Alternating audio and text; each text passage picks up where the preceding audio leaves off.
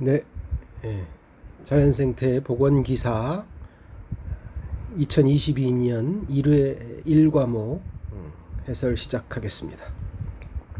1번 생태계 탄소 순환에 대해서 물어봤습니다. 옳지 않은 것은 1번 수중 생태계로 유입되는 중탄소는 중탄산, 탄산 그럴듯합니다. 2번 먹이 연세의 각 영양 수준에서 탄소는 호흡의 결과로 대기 또는 물로 되돌아간다. 예, 탄소는 주로 호흡을 하면은 이산화탄소가 나오죠. 이산화탄소로 대기 중으로 이렇게 나갈 수 있습니다. 동물도 그렇고 식물도 그렇고, 식물도 호흡을 하지요. 다음 3번 탄소는 먹이망 구조, 먹이 그물이죠. 먹이 사슬보다 훨씬 더 복잡한 양상, 뭐 같은 거지만 그래도 훨씬 복잡한 그런 먹이 그물, 먹이망에 영향을 미치며 먹이망 속에 에너지 흐름에 영향을 미치지 않는다. 이게 조금 잘못된 것 같습니다. 탄소는 식물이 예를 들어서 뭐 탄수화물을 만든다, 지방 단백질을 만든다 했을 적에 가장 중심이 되는 게 탄소죠. 탄소를 중심으로 동화작용, 탄소를 중심으로 뭉친다. 여러 가지 원소들을 하나로 이렇게 뭉친다 해서 동화작용. 그 반대가 이화작용, 그렇지 않습니까? 그래서 사실은 우리가 식물체, 동물체 이런 것들을 유기물이라고 부르고 이런 탄소, 수소, 산소 이와 같이 원소들을 무기물이라고 부르는데 주로 이 탄소를 중심으로 뭉쳐져 있는, 합쳐져 있는 이런 것들이죠. 유기물이. 그래서 식물이 유기물을 만들고 그 유기물의 중심은 탄소니까 에너지 흐름의 핵심이죠. 틀렸고 4번 독립영양생물. 동물은 식물한테 의존을 해야 되니까 독립을 못하고 있고요. 식물이 독립적으로 생활을 하고 있죠. 이산화탄소를 받아들여서 그것을 탄소 동화 작용을 해가지고 이런 것들을 만든다. 유기물로 만든다. 이것도 좋은 말입니다. 맞는 말이고, 따라서 답은 틀린 것을 고르라고 했으니까 3번이 되겠습니다. 다음 2번 문제로 가겠습니다. 2번 비오톱을 구분하는 비오톱, 어떤 일정한 구역 안에 식물 서식지, 생물 서식지를 만들어 놓은 것이죠. 우리 아파트 단지에 봐도 뭐 수생 비오톱, 무슨 육상 비오톱, 뭐 이런 거 만들어 놓은 거 봤습니다. 뭐 다른 거 뭐 초지도 있을 수 있고요. 예. 구분하는 비오톱을 여러 가지로 구분하는 그런 항목끼리 묶은 게 아닌 것은 그렇습니다. 식물이 어떻게 모여 있느냐, 그런 모습이죠. 그 다음에 비생물적 자연환경, 뭐 토양은 어떻고 공기는 어떻고 지형은 어떻고 이런 것들 충분히 될 것 같습니다. 자, 주변 서식지와의 연결성 중요하죠. 주변의 효과 좋습니다. 다음 3번 인위적 영향, 사람의 영향을 얼마나 받았는가. 그 다음에 서식지에서의 종 간의 관계, 뭐 예를 들어서 무슨 개구리와 잠자리의 관계라든가 개구리와 먹이가 되는 곤충들의 관계라든가 뭐 이런 것들도 관련이 있을 것 같습니다. 다음 4번 보시면 서식지 내 개체군의 크기. 개체군이라는 것은 어떤 한 동물이나 한 식물의 하나의 집단이죠. 예를 들면 얼룩말이면 얼룩말, 개구리면 개구리가 모여 있는 거 이런 걸 개체군이라고 그러죠. 그게 크기 몇 마리냐? 뭐 개구리가 여기에 30마리가 있다든가 50마리가 있다든가 그런 것이죠. 한 종을 얘기합니다. 한 종. 개체군이라는 건 여러 개 모여 있으면 군집. 외래종의 그다음에 외래종의 서식 현황. 외래종이 살고 있느냐 안 살고 있느냐. 요즘에 좀 외래종이 너무 많아서 이거 찾기도 곤란하죠. 자, 그래서 구분하는 항목이 아닌 것은 이것으로 보면 될 것 같습니다. 이거 뭐 개구리가 30마리인지 50마리인지 70마리인지 이것은 비오톱을 구분하는 데 큰 의미가 없는 것으로 이렇게 봐야 될 것 같습니다. 자, 다음 3번 비오톱 지도화. 비오톱 지도화의 방법이 아닌 것은 그랬습니다. 이거는 해설을 좀 보고 가겠습니다. 자, 비오톱 지도화의 방법은 이렇게 세 가지가 있습니다. 선택적 지도화, 포괄적 지도화, 대표적 지도화. 세 가지가 있는데 요것은 하나를 선택하는 거죠. 예를 들어서 뭐 어떤 지역에 뭐 부천이 됐든 인천이 됐든 뭐 어떤 지역에 비오톱이 뭐 30개가 있다라고 할 적에 그 중에 특별히 무슨 가치가 있는 그런 특별한 거를 한두 개 골라서 그것을 지도화하는 방법. 일단 포괄적 지도화는 그 30개를 다 하는 거죠. 전체 걸 다 조사하는 법. 대표적 지도화는 요것은 그 유형 분류를 먼저 전체적으로 하고 예를 들어서 무슨 육상 비오톱이라든가 산지 비오톱, 뭐 초지 비오톱, 수생 비오톱 이렇게 유형 분류를 한 다음에 그 중에서 각 유형별로 대표성이 있는 것을 한두 개 골라서 조사하는 것이죠. 시간과 비용을 많이 절감할 수 있기 때문에 큰 도시 전체를 할 적에 유용한 그런 방법이 되겠습니다. 비오톱 지도화에는 선택적 지도화, 포괄적 지도화, 대표적 지도화가 있다. 이런 내용을 알고 있으면 문제가 풀릴 것 같죠? 선택적 지도화, 포괄적 지도화, 대표적 지도화. 이게 없네요. 다음 4번 수중 물속에 용존 산소량, 녹아있는 산소량 H2O에 물에 완전히 물을 구성하고 있는 이 산소 원자가 아니라 분자 상태의 산소에 대한 설명으로 옳지 않은 것 그랬습니다. 그래서 뭐 수온 약충이 뭐냐, 심수충이 뭐냐, 표수층이 뭐냐, 뭐 이런 거를 물어봤고요. 물속에 용해되어 있는 산소량, 이것이 바로 용존 산소량에 대한 뭐 정의 내지는 뜻이 되겠고요. 단위는 ppm으로 100만 분의 1 단위로 나타난다 그랬습니다. 자, 요거를 좀 보시면 설명이 쉽게 될 것 같습니다. 수온 변화는 맨 위에 껍데기죠. 그 다음에 중간이 있고요. 중간이 있고 심수, 깊을 심자를 써서 예를 들어서 이것이 무슨 연못이라고 했을 적에 자, 이것이 워터 레벨 수면이고요. 예를 들어서 지표수가 이렇게 있습니다. 그 다음에 그렇게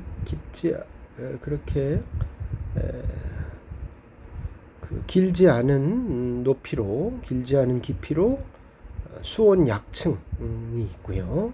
그 다음에 이제 심수층이 있습니다. 여기가 심수층이고, 여기가 표수층이고, 그 다음에 여기가 이제 그 경계선인데 선은 아니고 조금 두껍겠죠. 이것이 이제 수온 약층이 되겠습니다.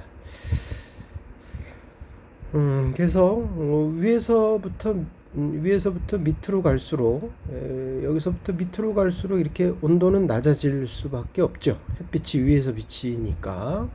그런데 그것이 그 비례해서 깊이에 비례해서 쭉 낮아지는 게 아니라 온도가 높다가 여기 와서 뚝 떨어져서 이렇게 된다는 것이죠. 그래프가. 그래서 여기가 이런 변화층이다. 그거를 수온 약층 혹은 뭐 중수층, 변온층 이런 말을 쓰기도 합니다. 그래서 온도를 보면 표수층은 고온, 수온 약층은 중간, 그 다음에 심수층은 저온 이렇게 되는 거죠. 온도가 낮고요. 온도가 이렇게 낮아지는데 이런 식으로 낮아지지는 않고 이게 그래프라고 했다면 이렇게 뚝 떨어져서 이렇게 된다. 그 다음에 다른 거를 본다면 용존산소는 아무래도 이쪽이 많겠죠. 표수층이 그 물풀이라든가 수생식물들에서 나오는 산소도 있고요. 많고 영양분은 동물 식물이 다 특히 동물들이 플랑크톤을 많이 먹으니까 깊이 들어갈수록 이렇게 작은 물고기들은 없잖아요. 그 다음에 심수층에 가면은 산소는 적고 영양분은 플랑크톤은 식물성 플랑크톤, 동물성 플랑크톤은 거기에 이제 많이 있죠. 이게 그래서 이렇게 여름과 겨울에는 성층 현상, 층을 이루었다. 이룰 성자를 써서 층을 이루었다. 성층 현상. 이와 같이 전형적인 이런 층을 이루고 있다가 이렇게 층을 이루고 있다가 그것이 전도, 우리가 흔히 쓰는 말 중에 전복이란 말하고 비슷하죠. 전복. 그래서 봄, 가을에는 온도 변화가 생기면서 한번 뒤집어진다. 전도된다. 그래서 물이 이렇게 있으면 이렇게 한번 이렇게 뒤집어진다. 위아래가 수직 혼합이 된다. 이런 얘기입니다. 그래서 물이 한번 흔들린다.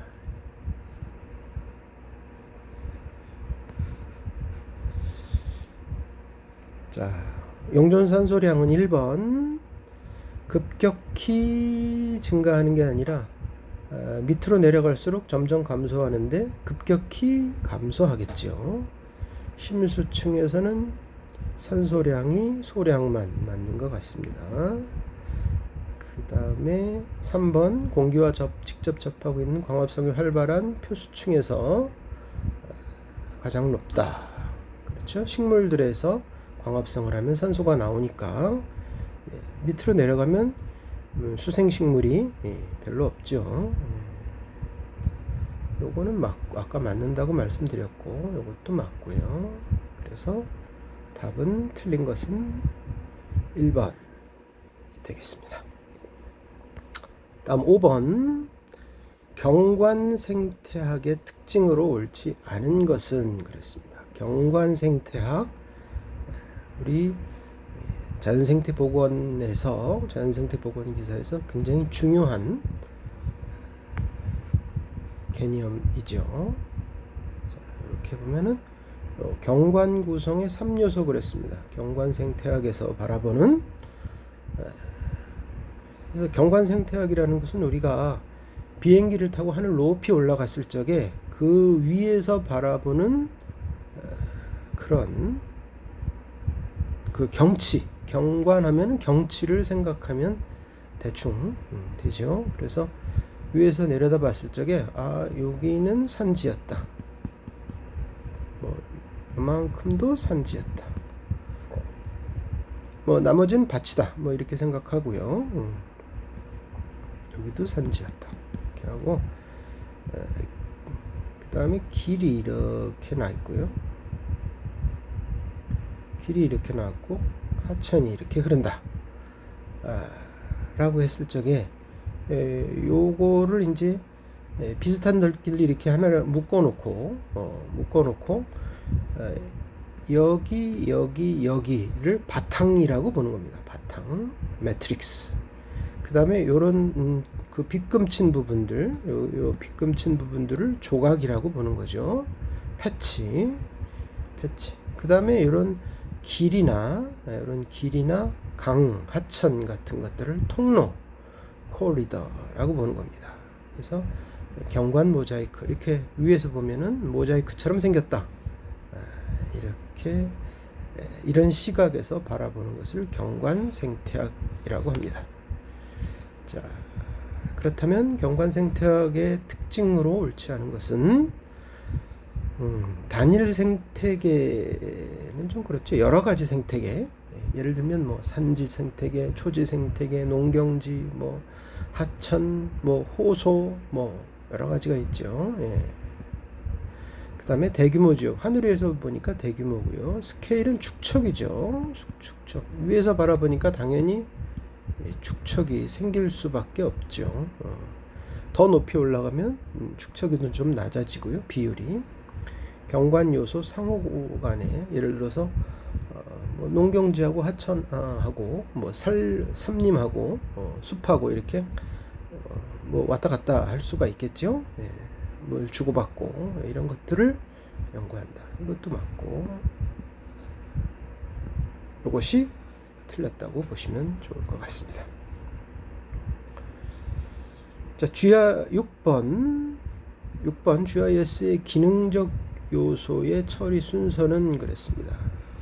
자, 나중에 또 나오겠지만 GIS의 구성 요소는 하드웨어, 소프트웨어, 데이터베이스, 인적 자원 이렇게 되고요. 공간 자료와 속성 자료가 있습니다. 공간 자료는 이제 평면에 나타나는 점선면, 뭐 지도 그릴 적에 이런 게 꼭 필요하고요. 이거는 뭐 레스터 자료, 공간 자료에 들어가고, 그다음에 속성 자료, 인구수가 어떻고, 강우량이 어떻고, 높낮이가 어떻고, 뭐 이런 것들이 되겠죠. 그다음에 얘네들의 기능을 어떻게 알아볼 수 있냐 하면은, 일단 먼저 자료를 획독하고 그거를 활용할 수 있도록 이 GIS에 집어넣을 수 있도록 전처리를 해서 그거를 잘 관리해서 조정한 다음에 분석한 다음에 우리가 쓸 수 있는 자료로 출력을 할 수가 있는 것이죠. 그래서 그런 거에서 보면은 자료 획득이 먼저고요. 니은. 그다음에 자료 전처리를 해야 되나요? 예. 그 다음에 자료 관리, 그 다음에 조정과 분석, 그 다음에 결과 출력, 이렇게 하면 되겠습니다. 자료 획득한 다음에 전처리를 꼭 해야 된다. 요거를 기억을 해 주시면 좋을 것 같습니다. 다음 7번 문제를 보시면 기수라는 것이 있습니다. 기수에 서식하는 규조류. 자, 기수라는 것은 민물과 바닷물이 만나는 구역. 이를테면 강의 하구, 맨 끝이죠. 강과 바다가 만나는 곳. 강의 입구나. 저 동해안에 가보면 속초의 영랑호, 청초호 이런 거 있잖아요. 강릉의 경포호수. 이런 석호가 민물과 짠물이 섞여 있죠. 여기서는 좀 특이한 환경이기 때문에 민물고기도 살기 어렵고 바닷물고기도 살기 어렵고, 그래서 생물체의 크기도 작고 종류도 몇 개 안 된다. 이렇게 알고 계시면 되겠습니다. 규조류 이런 건 돌말 이런 건가요? 자, 그러면 답이 뭘까요? 크기가 작고 종수가 적다. 이게 답이 될 것 같습니다. 4번, 다음 8번 문제. 단위 면적당 건조 중량을 피라미드로 표현한 것은 그랬습니다. 동식물을, 특히 식물을 얘기할 때 건조 중량을 많이 씁니다. 예를 들어서 상추를 예를 들면 90몇 %가 물이라고 그래요. 수박도 그렇고. 따라서 얘네들을 과학적으로 뭐 무게 재고 이럴 적에 물을 빼고 계산하는 것이 올바로 계산될 때가 많이 있어서 건조 중량을 빼고, 예를 들어서 상추 100g이다 하면 물 빼면 10g밖에 안 된다, 이렇게 생각하면 되겠습니다. 이게 생태계 피라미드, 생태계 피라미드는 개체수 피라미드, 생물량 혹은 생체량, 주로 생물량을 많이 얘기하는데, 그다음에 에너지 피라미드, 뭐 전부 이렇게 생산자, 1차 소비자, 2차 소비자, 뭐 3차 소비자, 이렇게 돼 있죠. 요런 거를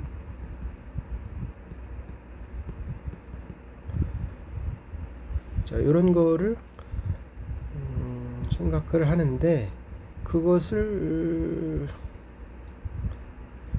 건조 중량, 뭐 건조 중량이라는 건 그냥 중량이라고 생각해도 되는 것이죠. 식물의 중량, 동물의 무게, 피라미드 나타내는 건 뭐 그냥 피라미드죠. 생체량이죠.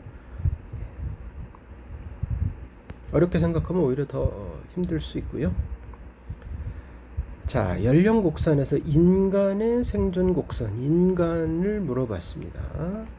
자, 여기가 1살, 0살, 그래서 1살에서 뭐 이를테면 뭐 점점 올라가겠죠. 사람은 뭐 100살이라고 할 수도 있고, 다른 것들은 조금 느릴 수 있는데 작을 수 있죠. 동물마다 전부 다 다르니까, 평균 수명이 다르니까. 근데 사람 같으면은 1살이 돼도 2살이 돼도 3살이 돼도 잘 죽지 않죠. 잘 죽지 않고 이렇게 끝까지 이렇게 가다가 나중에 이렇게 죽습니다. 이렇게 되겠죠. 그거에 비해서 붕어, 뭐 개구리 이런 것들은 1000마리가 알에서 깨면은 불과 뭐 한 달 만에 998마리는 다 죽습니다. 그리고 한두 마리가 살아남아서 자기 천수를 다하는 거죠. 그래서 요거 쪽은 어류가 되겠고, 어류, 양서류, 개구리 이런 게 되겠고, 이쪽이 인간이 되겠습니다. 답은 A가 되겠습니다. 자, 해설을 보시면 연령 곡선 그래프는 1형은 어릴 때 안 죽음, 인간과 같은 우리가 보았던 A, 그다음에 3형 어릴 때 많이 죽음, 어류, 무척추동물, 교목, 큰 나무죠. 큰 나무, 이렇게 중간 줄기가 있는 관목은 이렇게 생긴 것이고, 개나리, 진달래 같은 것들, 관목, 교목. 그래서 이런 그래프가 있다. 1형, 1형, 3형 내용입니다. 답은 1번인가요? 다음 10번 개체군 간에, 아까 개체군은 한 종류의 동물이라고 그랬죠. 개체군은 예를 들면 뭐 얼룩말이면 얼룩말, 개구리면 개구리 한 종류인데, 그게 이제 개체군 간이니까 이 동물 집단과 B동물, A동물, B동물, C동물 간의 상호작용, 어떠한 작용, 뭐 잡아먹히는 수도 있고요. 편리공생이 관계인 것은 그렇습니다. 편리공생. 자, 두 동물 집단 간의 관계에서는 이런 것들이 있습니다. 이런 것들이 쭉 뭐 이런 것들이 있는데, 예를 들어서 너한테도 도움이 되고 나한테도 도움이 되면 서로 상자를 서 서로 이익이 된다. 그래서 상리공생. 한쪽은 아무렇지도 않는데 한쪽은 도움이 된다, 이익이 된다. 그러면 한쪽 편에서 편리공생. 한쪽 편이 이익이 된다.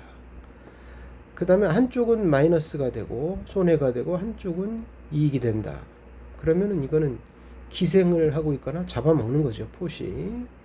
그 다음에 편해. 한쪽은 아무렇지도 않은데 반대편은 손해가 난다. 한쪽 편이 손해가 난다. 다음에 둘 다 마이너스다. 둘 다 손해다. 그러면 경쟁하는 관계다. 이런 얘기죠. 그래서 상리공생이 많습니다. 서로에게 이익이 되는 아카시아라는 우리나라 나무는 아까시고요. 예, 아카시아 열대에 사는 호주에 많은데 여기 개미가 살면서 나쁜 그 적군들을 지켜준다. 뭐 조그만 아카시아 나무를 이렇게 갉아먹으러 오는 조그마한 곤충들이겠죠. 그다음에 산호, 우리가 가만히 앉아서 이렇게 흔들흔들하면서 먹이 먹는 그 청소동물 서로 도와줍니다. 그다음에 흰개미, 편모충, 예, 역시 흰개미한테 이익이 되고 얻어먹을 게 있고요. 집게와 말미잘, 집게 질쳐놓은 게 요 강장동물이라는 것이죠. 예. 가운데가 뻥 뚫린 이렇게 가운데가 이렇게 뻥 뚫린 여기가 강장동물. 예. 집게 위에 딱 올라타 있으면 얘는 말미잘은 잘 안 움직이는데 동물이긴 하지만 그래서 이동을 해주니까 좋다. 서로에게 이익이 된다.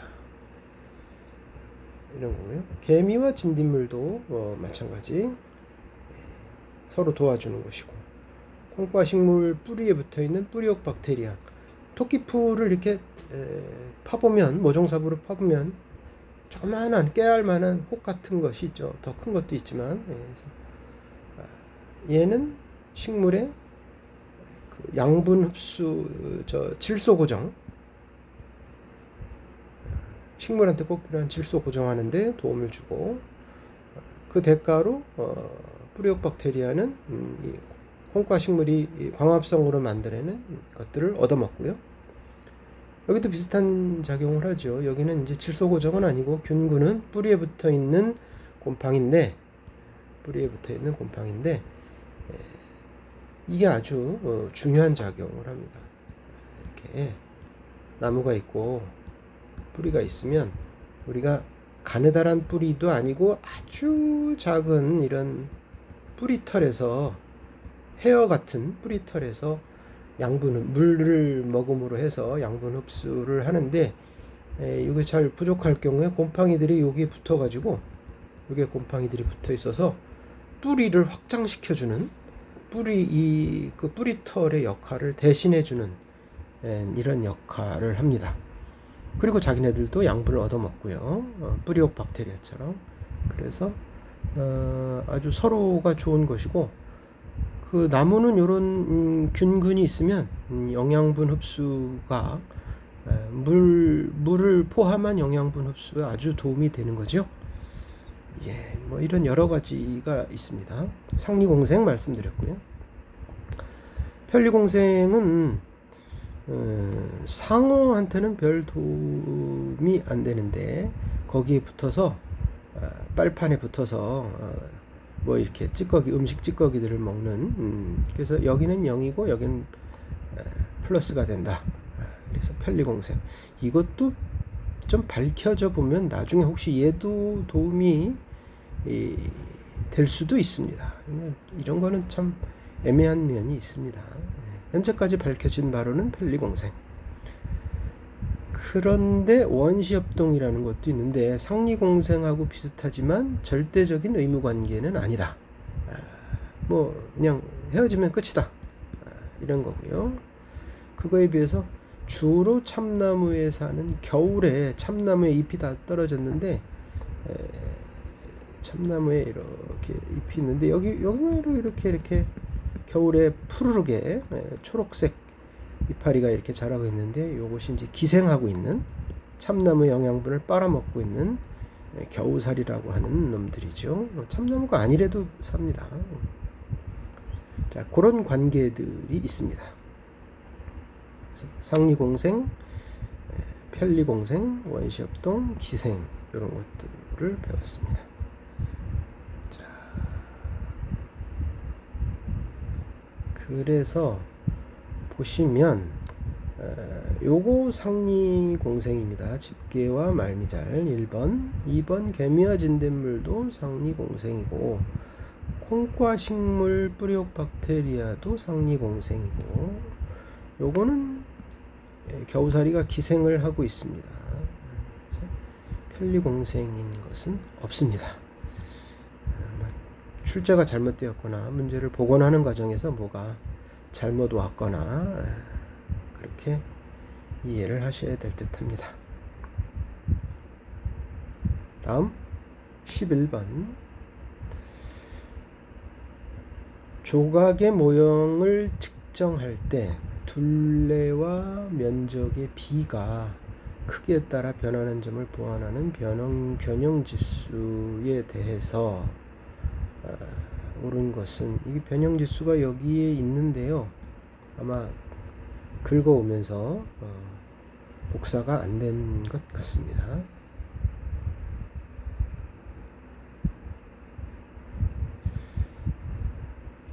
경관 모자이크, 경관 생태학에서 패치가요, 요런 모양이 있을 수도 있고요. 면적은 같다고 치면은요, 요런 모양이 있을 수도 있고, 이런 모양이 있을 수도 있고, 뭐 하다못해 이런 모양이 있을 수도 있습니다. 그래서 같은 면적이 같다면 둘레가 가장 적은 쪽은 여기고요. 이게 1번, 둘레가 가장 적고 그 다음 적고, 뭐 여기 3번하고 4번은 뭐 정확하게 재봐야 알겠는데, 그래서 그 문제에서 주어진 게 이거거든요. 면적분의 2분의 1 제곱, 요게 분모고, 그 다음에 둘레에다가 0.282를 곱했는데, 요거를 암기할 필요는 없습니다. 변형지수를 암기하실 필요는 없고, 이게 원에서는 1이 되도록 계산을, 변형지수를 만들어 놨습니다. 왜냐하면 이제 분자로 되어 있는 둘레가 이게 그 비례하는 거잖아요.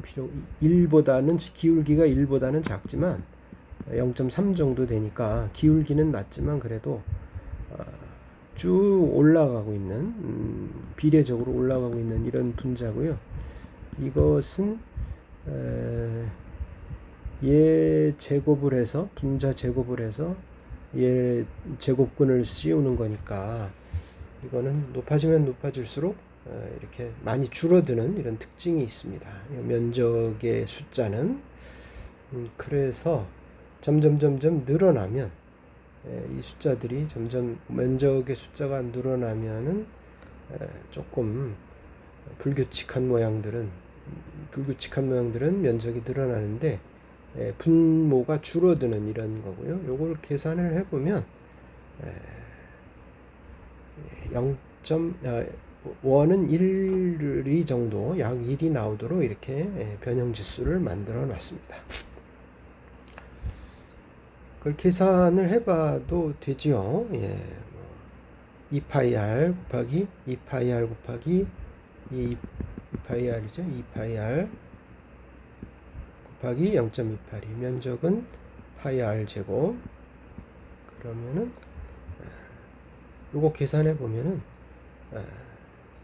1이 나오도록 이렇게 계산을 할 수가 있습니다. 별 특별한 그런 거는 필요 없고요. 특별히 계산할 필요는 없고, 한번 이제 의문이 나시면, 호기심이 나시면 계산해 보실 수도 있겠습니다. 자, 그래서 자, 정답은 원은 1이라는 숫자가 돼 있고 불규칙한 모양, 요런 거죠. 요런 거에 대해서는 무한대로 커지도록 계산이 돼 있다. 지금 문제가 빠졌습니다. 문제가.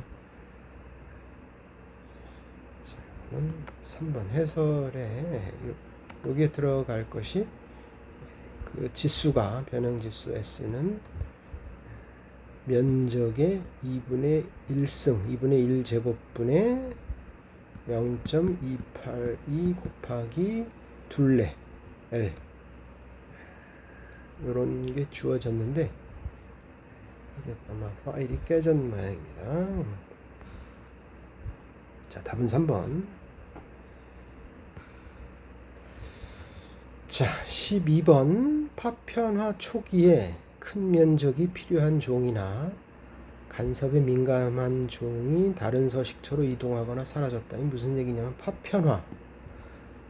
이만한 산이 있었는데요. 이만한 산이 있었는데 여기 길이 이렇게 나버렸습니다. 길이 이렇게 나버리면 면적은 뭐 그렇게 많이 줄지는 않았는데 조각이 이렇게 두 조각이 나면서 둘레가 늘어났죠. 면적도 줄어들었지만 특히 둘레는 많이 늘어났죠.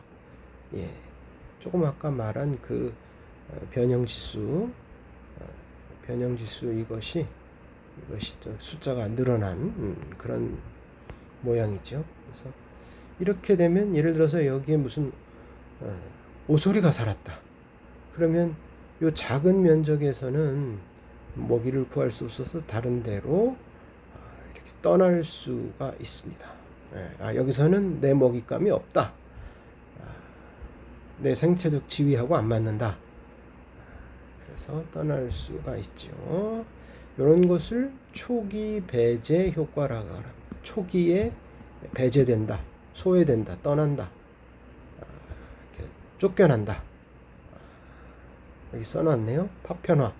산지 중간에 도로가 건설되면 큰 면적이 필요한 종, 예를 들면 멧돼지 같은 것들은 살아가기가 힘들다. 이렇게 되어 있습니다. 초기 배제 효과. 12번, 3번.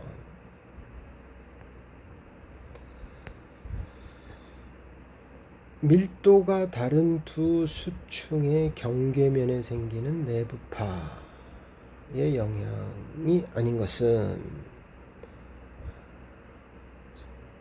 용숙류가 일어난다. 용숙류는 밑에 물이 이렇게 올라오는 것이죠. 밑에 하층에 있는 밑바닥에 있는 물이 예를 들면 두 해류가 부딪힌다든가 바다를 얘기하고 있는 것 같습니다. 용숙류라는 건 바다. 내부파 두 수층의 경계면 밀도가 다른 아까 얘기한 표수층, 심수층 그거를 얘기하는 것 같은데 경계면에 생기는 내부파 그러네요. 그러니까 수직혼합 이거네요. 수직혼합 아까 설명했던 저층의 영양염류 플랑크톤 식물성 동물성 플랑크톤을 상층에 공급한다. 상층에 그것도 맞는 것 같고 그 다음에 표층의 식물 플랑크톤 생산을 증가시킨다. 그렇죠? 여기에 식물성 플랑크톤이 많은데 그거를 위쪽으로 이렇게 수직 혼합 아까 전도라고 그랬죠? 전도 뒤집어 엎어지는 거 엎어지는 거 전복된다라는 거하고 비슷하다 그랬죠. 그래서 이거는 바다에서만 일어나는 이런 얘기입니다. 답은 1번.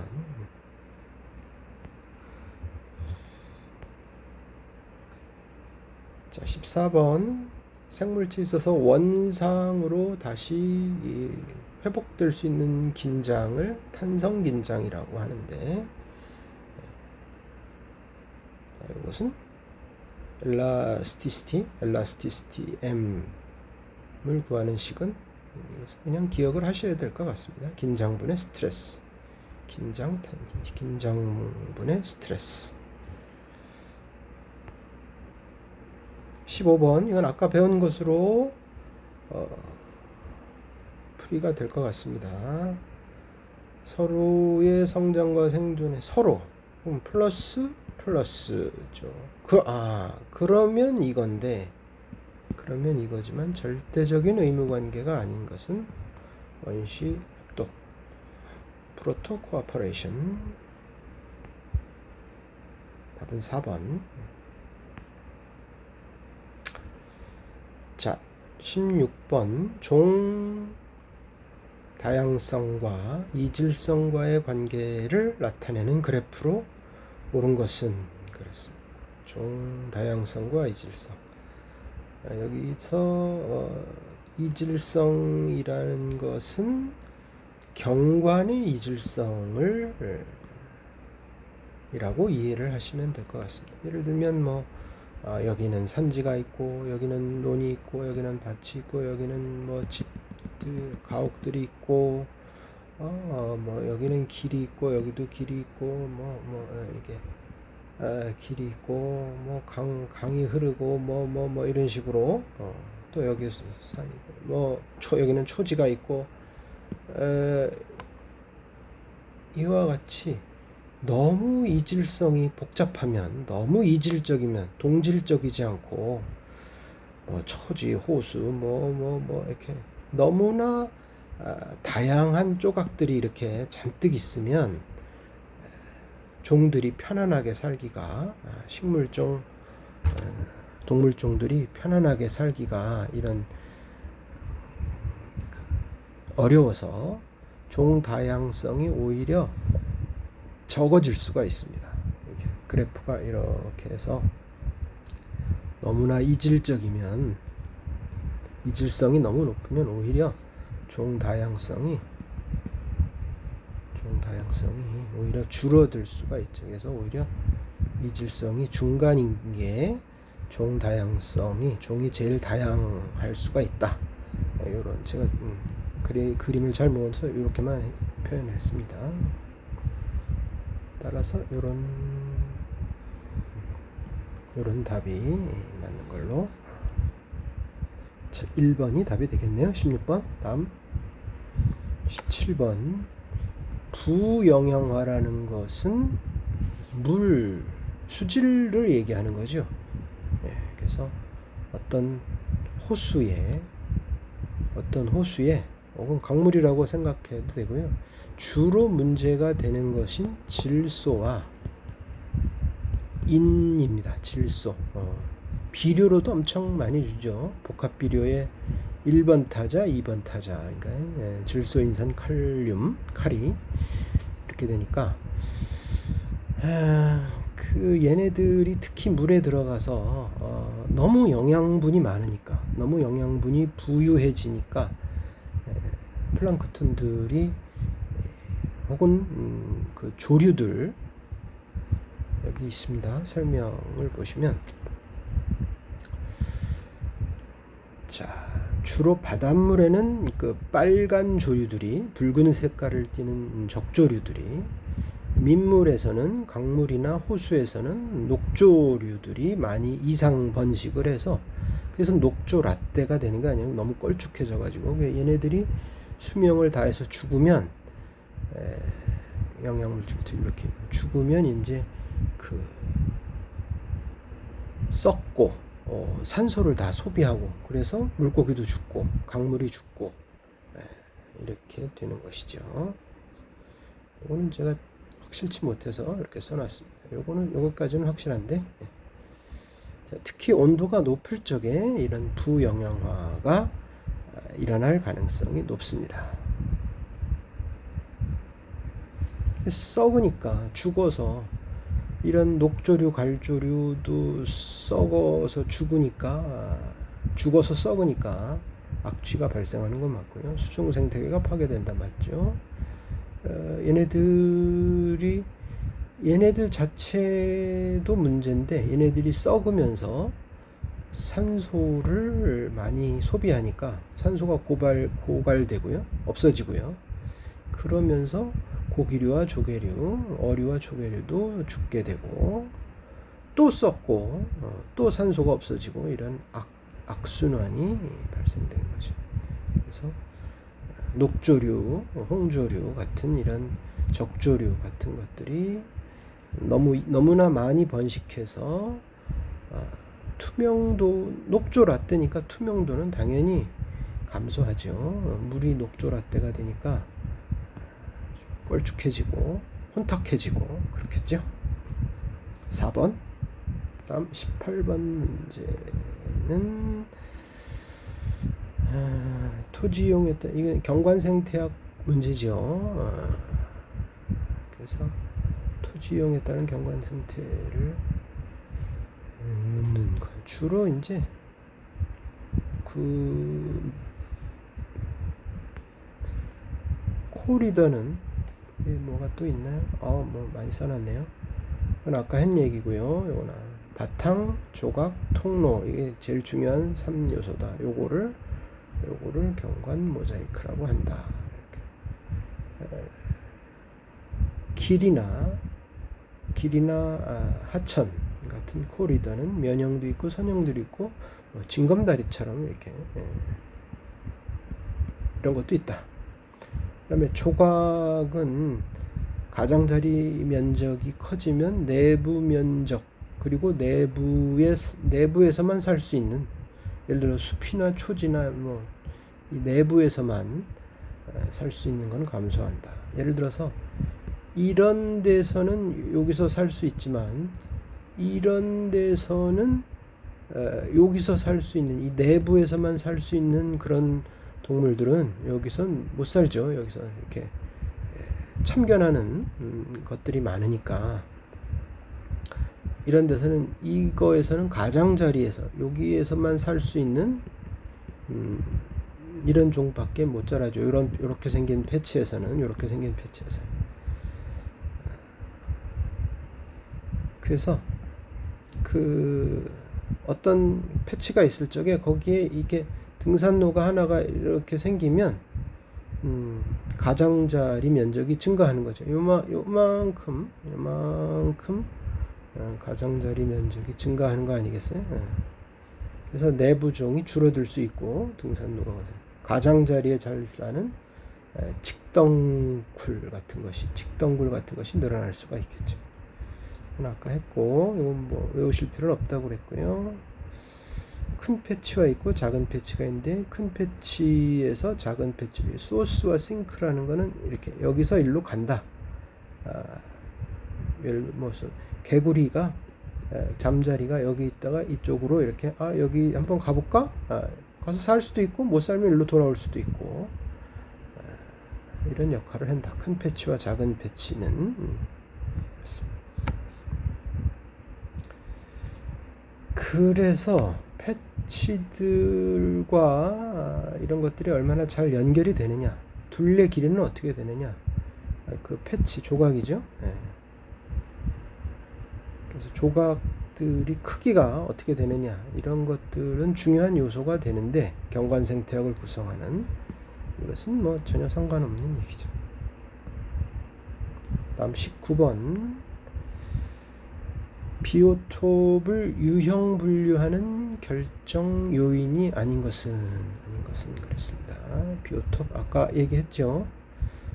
상대적으로 작은 공간인데 식물, 동물이 살 수 있도록 이렇게 공간 조성을 해줬는데, 식물 모양, 식물들이 어떤 모습을 하고 있나, 식생, 대기, 요거는, 그 다음에 지형, 산이냐, 뭐 높으냐, 낮으냐, 경사가 심하냐, 덜하냐, 뭐 이런 거는 비오톱 분류할 적에 좋은 것 같죠. 이건 뭐 당연히 되고요. 토지 이용도 뭘로 이용되고 있느냐, 숲이냐, 뭐 논밭이냐, 초지냐, 뭐 강이냐. 대기의 질은 뭐 이게 너무 좀 광범위하고 그러니까요. 19번은 2번. 가장 관련성이 적은 것 같습니다. 자, 코리더, 통로죠. 경관 생태 구성 요소 중에서 코리더. 근데 하천 코리더다. 길이 아니고 하천 코리더. 그러니까 하천의 기능이다, 이런 얘기죠. 수온을 조절하고 수문, 뭐 이를테면 수량이 얼마나 많으냐 적으냐, 홍수가 어떻게 되느냐, 뭐 이런 거죠. 침전물과 영양물질을 여과. 오염물질이 있으면 조금 침전을 시키는 게 좋겠죠. 이런 강물이 그런 역할을 많이 하죠. 강물이 흐르면서 특히 흘러야 됩니다. 부영양화가 증대되는 거는 물론 이제 하천도 그렇게 되긴 하는데 기능으로 볼 수도 없고요. 그게 뭐 예를 들어서 마이너스지, 역효과죠. 역효과. 잘못된 거, 마이너스 기능, 말도 안 되는. 정답은 2번 20번. 자, 오늘 22년 1회 1과목 여기까지 풀어봤습니다. 예, 감사합니다.